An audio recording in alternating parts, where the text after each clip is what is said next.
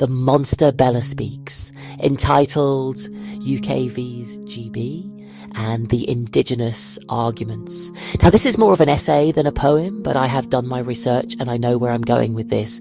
So I have compiled to the following information based upon my research in order to support the argument that the UK is not an indigenous population.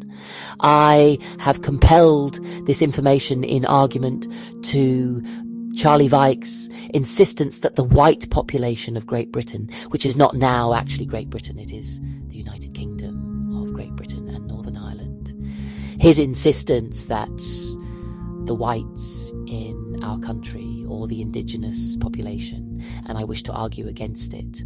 So I would also like to declare that this is the United Kingdom of Great Britain and Northern Ireland, and not the Great British Empire. I thought I would repeat that in order to let it sink in, because it is a fact.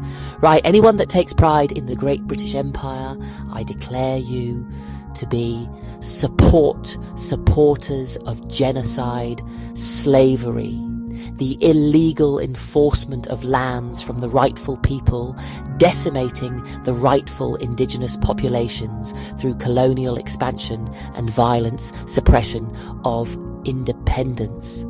This imperialistic, empirical mindset gradually died out in 1801 with the birth of the United Kingdom of Great Britain and Northern Ireland. Though the United Kingdom continued to engage in immoral behaviours, but with the birth of the United Kingdom came the abolition of the slave trade in 1807. Britain was a major accomplice involved in the criminal transatlantic slave trade, stealing approximate 3.4 million innocent African lives between the years of 1640 and 1807. Generating immense wealth for Great Britain as a whole upon the back of the innocent Africans that we intentionally stole. Generating immense wealth for the business moguls which funded and kick-started the Industrial Revolution, kick-starting the progress that we see today and the economical evolution that we still profit from to this very day. And we do not compensate the ancestors of the Africans that we stole effectively and equally, as there is no compensation for stealing a human life and stealing their freedom in order to profit from their suffering. A precedence for the Native American genocide committed by the British power from 1636 to 38 was the Pequot War in North America, resulting in the slaughter and enslavement by this malicious colonial power.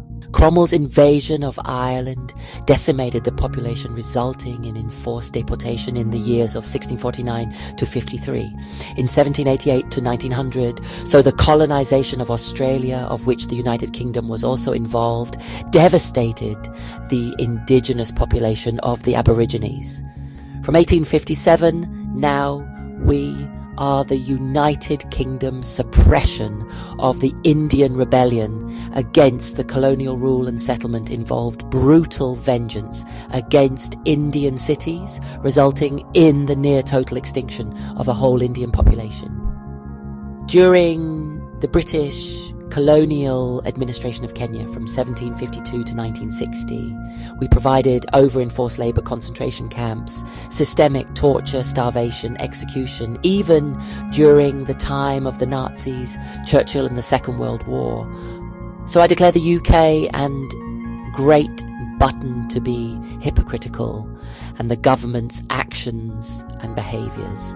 Scotland's demographics have been irreversibly altered from the 17th to 19th centuries thanks to Great Britain and the United Kingdom. The jack about fighters and their lineage have virtually been decimated, forced abroad in their thousands, never to return again.